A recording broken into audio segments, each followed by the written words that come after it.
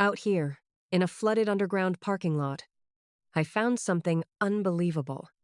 A Tesla Model S. Once silent, powerful, futuristic, now completely dead. Water everywhere. Inside, outside, even deep in the electronics. Most people would say, this car is finished. No power. No chance.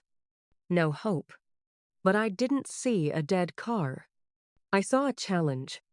And today, I'm going to attempt something crazy. I'm going to bring this Tesla back to life. As I stepped closer, the damage became clear. Water stains across the entire body. Rust starting to creep in. The doors felt heavy, like they hadn't been opened in months. And when I pulled one open, water poured out. The interior was completely soaked. Seats ruined. Carpets destroyed. The screen dead. This wasn't just damage. This was total system failure. And yet, I couldn't walk away. Because machines like this deserve a second chance. Electric cars are different. You don't just fix them. One mistake, and everything could fail. Or worse. But that's what makes this exciting.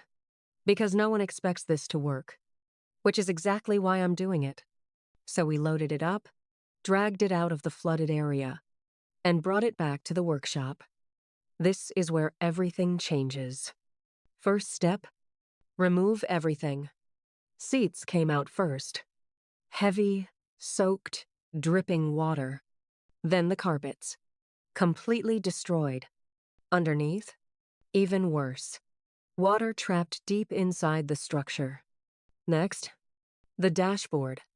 Every panel removed. Every wire exposed. And what we found was serious damage. Corrosion. Moisture. Broken connections. This wasn't going to be easy. Now came the most critical part. The electrical system. Carefully, we opened the compartments, checked every connection, every module, every circuit. Anything damaged had to go. New wiring replaced the old. Connectors cleaned and restored. Modules tested one by one. This is where most builds fail. But we kept going, step by step. Now, the transformation begins. Deep cleaning, drying every surface, restoring the interior from scratch. New materials, fresh surfaces, everything rebuilt. And slowly, it stopped looking like a flooded car and started looking like something new. Outside, the body needed attention. Dirt removed, surface polished, imperfections corrected. Layer by layer, the shine returned. And for the first time, it looked alive again. This is it. Everything comes down to this moment.